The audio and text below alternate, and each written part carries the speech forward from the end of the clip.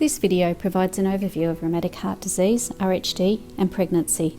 More detailed recommendations are available in the 2020 Australian Guideline for Prevention, Diagnosis and Management of Acute Rheumatic Fever and Rheumatic Heart Disease, 3rd edition. The learning objectives are to identify principles of care for girls and women with RHD during pregnancy, identify women at risk of complications in pregnancy due to RHD, and describe considerations for medication delivery for women with RHD in the perinatal period. RHD is twice as common in women as it is in men, and in Australia, most women with RHD identify as Aboriginal or Torres Strait Islander. A woman's journey with RHD often starts well before pregnancy. Decisions made during childhood about interventions for RHD, such as surgery and anticoagulation, have lifelong consequences. Reproductive and cardiac health needs change, so education about contraception, pregnancy and motherhood will need to adapt as she transitions to womanhood.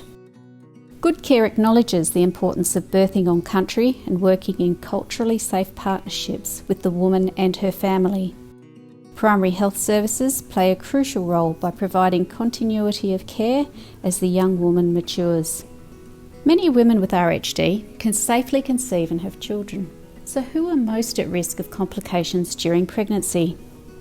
Those most at risk include women who have had any prior cardiac event, current heart failure or arrhythmias, decreased left ventricular systolic function or pulmonary hypertension, any mechanical valve prosthesis, or women who require anticoagulation, women with moderate or severe mitral or aortic stenosis. For detailed information, an algorithm is available to assess the risk of cardiac complications in women with RHD. It incorporates internationally recognised assessment tools to recommend care and follow-up during pregnancy. Importantly, women who access minimal care, monitoring or follow-up, or who take incorrect medicine, or who have undiagnosed RHD, have a higher risk of complications during pregnancy and birth. What are the normal changes to cardiovascular physiology during pregnancy? Pregnancy is associated with increased blood volume and a 40 to 50% increase in cardiac output. These hemodynamic changes begin in the first trimester and don't normalise again until about 24 weeks after the baby is born. During labour and birth, pain, anxiety and uterine contractions cause increased heart rate and blood pressure. This increased workload remains for about 24 to 48 hours after birth as the circulating volume returns to the mother's systemic circulation. Healthy hearts with normal valves can cope with these changes in blood volume and the cardiac output required during pregnancy. What if a woman is diagnosed with RHD during pregnancy? Some women may not know they have RHD and only become symptomatic when the workload on the heart increases. The severity of RHD can vary, as will the recommended management. So we use mitral stenosis as an example. As the cardiac workload of pregnancy increases, the stenotic mitral valve might not open enough to allow the blood flow to increase through the heart. This compromised heart function may be so gradual that the first diagnosis of mitral stenosis in pregnancy may be with symptoms of acute heart failure. This is why women with known or suspected RHD need an echo and cardiac specialist review early in their pregnancy. What treatment is available if mitral stenosis is present during pregnancy? In women with mild or moderate symptoms during pregnancy, medical therapy with beta blockers like metoprolol and diuretics may be sufficient. If atrial fibrillation develops, then digoxin may be required for rate control, and anticoagulation therapy may be considered to reduce the risk of blood clots in the heart.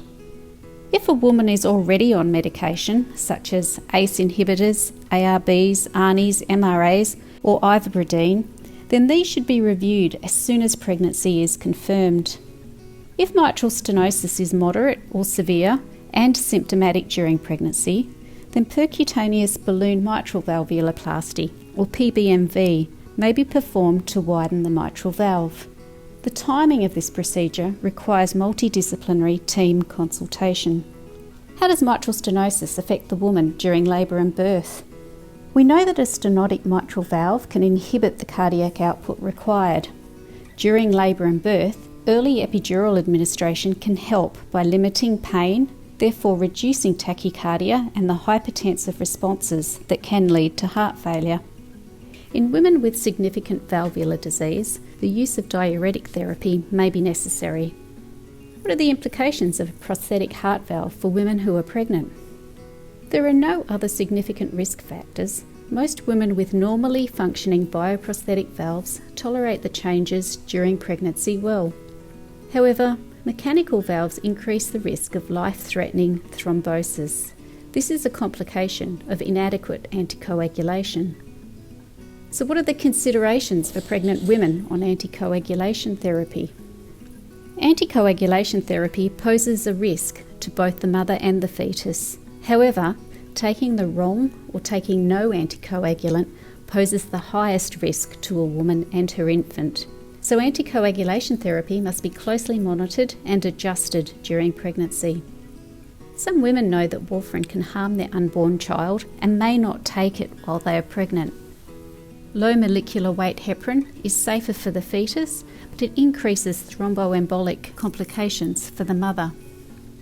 In summary, a multidisciplinary approach, including specialists, is required to discuss each management strategy with the woman. She should be able to make a truly informed choice, including the option of not continuing the pregnancy or risking personal health in favour of the child.